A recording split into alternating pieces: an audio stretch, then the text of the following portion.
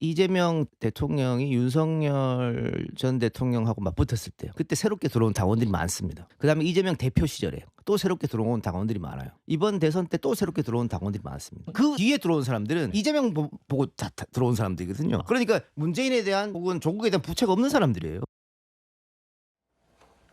요즘에 보면 유튜버들이 정치권 지형에 대해서 여러 가지 말들을 하고 뭐 당 대표가 그 흐름에 좀 편승해서 뭐 실제로 이제 당 정책을 운영하는 게 있다 보니까 좀 휘둘리고 있다 이런 말들이 여야 모두에서 나오는 것 같습니다. 그런데 최근에 이런 일이 있었는데요.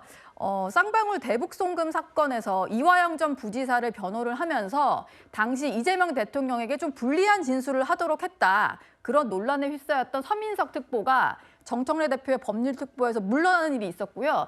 또 2차 종합특검으로 인선을 추천을 했다가 논란이 됐었던 전준철 변호사도 있었죠. 근데 시사 유튜브 채널 진행자인 최욱 씨가 이렇게 얘기를 한 겁니다. 서민석 변호사에 대해서는 법률특보로 안 치면 이재명 대통령이 죽냐 이런 얘기를 했고 전준철 변호사에 대해서도 이 대통령을 죽이려고 추천했다는 건 말이 안 된다 이런 얘기를 한 겁니다. 장유미 대변인께 좀 여쭤보겠습니다. 이런 발언을 두고 지금 그 여당 지지자들 사이에서는 구독을 취소하겠다 뭐 이런 얘기까지 나오는 것 같아요. 그런데 이게 뭐 아니면 도구, 이재명 대통령을 지지하는지 아는지 이런 좀 편가르기나 이런 평가라기보다는 예. 사실 여러 이런 뭐 유튜브 채널 등에서 지금 민주당 내 상황과 관련해서 뭐 평가, 분석 같은 걸 내놓는 건데요. 아마 뭐 최욱 씨 같은 경우에도 법률특보라는 게 대단히 좀 많다라고 저도 알고 있습니다. 그리고 선거를 앞두면 여러 단위에서 사람에 대한 추천이 들어오고 네. 그래서 타이틀을 달아주고 이건 뭐 여야 공이 다 마찬가지의 어떤 상황인 건데 그러니까 다 당에서 매우 세심하게 스크린은 좀 못하는 그런 물리적인 한계는 있는 것 같아요. 만약에 서민석 변호사가 쌍방울 대북선거 이화영 전 부지사의 변호인을 하면서 자백을 하는데 관여하고 이런 걸 알면 정청래 대표가 어떻게 그걸 줬겠습니까? 네. 그리고 이 부분과 관련해서도 정말 의도를 갖고 임명장을 줬으면 이걸 철회하지 않았겠죠. 본인도 뭐 내려놓거나 이런 상황으로 가지 않았겠죠. 쌍방울 대북송금 이 전준철 변호사도 그렇습니다. 이걸 사과하고 당에서는 이론의 여지 없이 이거 스크린이 잘못된 거라고 당대표까지 나서서 사과를 하고 바로 이걸 어떻게 보면 철회를 시켰거든요. 네. 이게 정치적 의도나 어떻게 보면 고의성이 있으면 그런 선택은 못하는 겁니다. 그래서 이제 시사 분석을 하고 정치 평론을 하는 분들이 이게 대통령을 저격한 건 아닌 거 아니냐. 그렇지만 이제 대통령을 또 아끼는 일부 당원분들이나 민주당 지지층에서는 그래도 대통령을 어떻게 보면 좀 이 저격하고 직격한 성격이 없는 건 아니냐라는 이제 나름의 분석으로 이렇게 대결구도 뭐 이렇게 보이는 부분이 있는데 그게 장기화가거나 왜냐하면 각자 본인의 입장을 이야기하는 부분이어가지고 이 부분이 그렇게 정치 영역에서 낯선 풍경이거나 그렇지는 않은 것 같습니다. 예. 물론 유튜버들이 뭐 당원도 아니고요. 뭐 일부 당원들은 있습니다. 이분들은 당원이네요. 김어준 씨는 당원은 아닌데요. 영향력이 워낙 크다 보니까 여야 대표들이 이런 유튜버들의 어떤 힘을 얻어서 당대표에 당선됐다 이런 말들이 좀 나오는 상황입니다. 그러다 보니까 뭔가를 추진하려고 할 때 그 뒤에는 유튜버들이 있는 거 아니냐 이런 얘기가 나오는 건데요. 이현정 위원님, 네. 저희가 정리를 해보니까 여기는 또 당원들이 되신 상태고요. 네. 실제로 여야 대표가 좀 휘둘리고 있다라고 생각하시나요? 그렇죠. 왜냐하면 이제 아무리 여야 옛날같처럼 뭐 삼김씨처럼 본인들이 직접 영향력을 발휘하는 인물들 같은 경우는 본인들의 어떤 말과 이런 게 중요하잖아요. 예. 근데 그 이후에 어떤 이 대통령이나 리더들을 보면 본인의 개인의 카리스마보다는 사실상 어떤 당원이나 지지층, 특히 이제 노무현 대통령 이후에 노사모라는 이제 처음에 조직이 만들어지면서 예. 소위 우리나라에 이제 팬덤 정치가 시작된 거 아니겠습니까? 그러면서 이제 개딸이라는 게 있었고 또 마찬가지로 이제 지금 윤어게인이라는 이제 그 강력한 지지층들이 있고 자 이러다 보니 당 대표가 가지고 있는 카리스마나 영향력이 적다 보니까 누구의 힘을 빌려야 되는 거예요. 네. 빌려서 뭔가 이루어내야 되는 거죠. 정청래 대표도 마찬가지죠. 정청래 대표 그동안 늘 비주류로 살아왔잖아요. 근데 당 대표가 됐지 않습니까? 네. 왜 됐을까요? 저는 김어준 씨의 압도적인 지지가 없었다면 아마 정청래 대표, 당 대표 되기 힘들었을 겁니다. 마찬가지로 장동혁 대표 이제 1.5선이에요. 어떻게 당 대표 됐을까요? 결국은 그래도 재선이라고 네. 쳐야 되지 않습니까? 그래서 예. 뭐 제가 좀 해서 네. 근데 전한길 씨나 뭐 고성국 씨 이분들 지지가 없었으면 본인이 뒤집어서 김문수 후보를 뒤집어서 있었을까요? 네. 굉장히 어려웠죠. 예.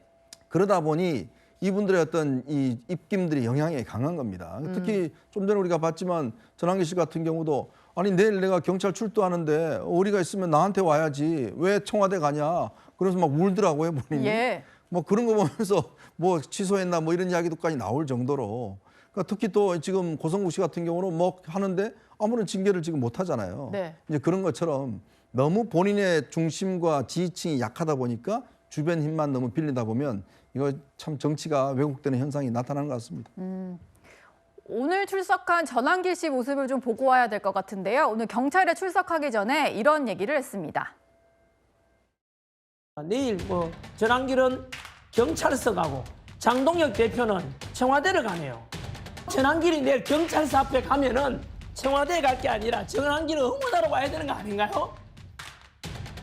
무리한 이렇게 정치적 압박, 전환길 더 이상 이제 국민들께 진실 알리지 마라, 이재명 비판하지 마라 라는 의도로 보입니다.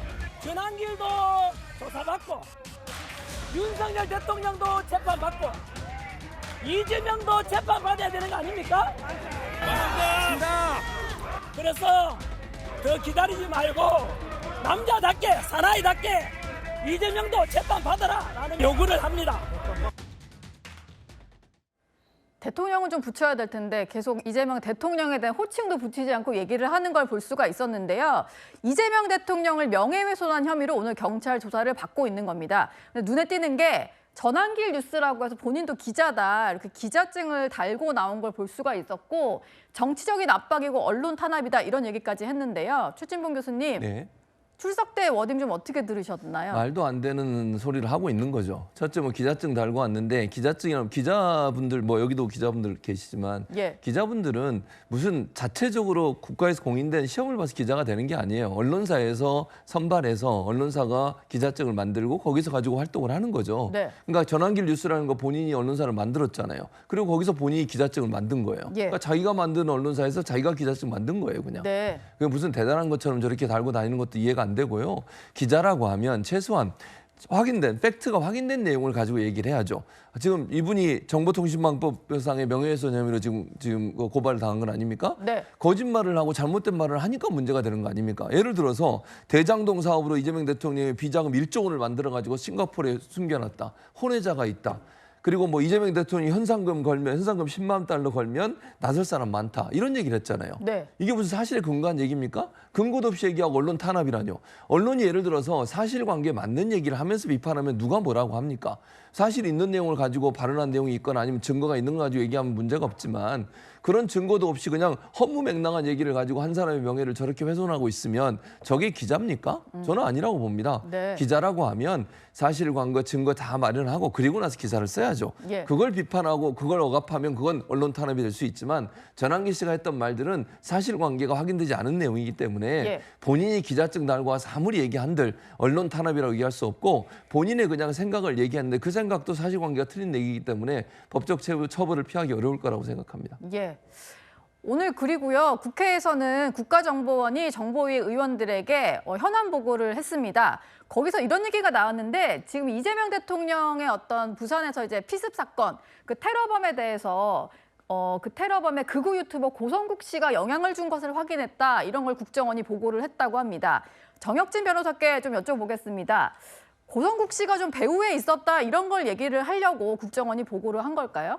그런 뉘앙스가 딱 있는데 그런데 이건 굉장히 큰 범죄가 아니겠습니까? 그래가지고 그 사람이 굉장히 중형을 받았잖아요. 그쵸. 그런데 단독 범행으로 우리는 알고 있었는데 만약에 박선원 의원과 국정원의 이야기대로라고 하면은 고성국 씨하고 통화하고 고성국 씨를 실제로 방문했다는 이야기인데 네. 방문해서 뭐 했다는 이야기입니까? 고성국 씨가 무엇을 했다는 겁니까? 고성국 씨가 만약에 당시 이재명 대표에게 저러한 행동, 테러를 하라고 교사를 했다는 겁니까? 아니면 방조를 했다는 겁니까? 이 부분은 굉장히 문제가 될 수 있는 그런 부분들이기 때문에 그다음에 네. 테러 관련해가지고 우리 법도 또 더 강화되지 않았습니까? 그러니까 저렇게 흘리지 말고 정확하게 수사해서 고성국 씨한테 어떠한 특별한 혐의가 있으면 그 책임을 물을 것이고 그렇지 않다라고 하면 저거는 굉장히 큰 명예훼손도 될 수 있는 것이 아닌가. 양자 간에 정확한 포지션을 취하는 것이 필요하지 않겠나 그런 생각 듭니다. 예.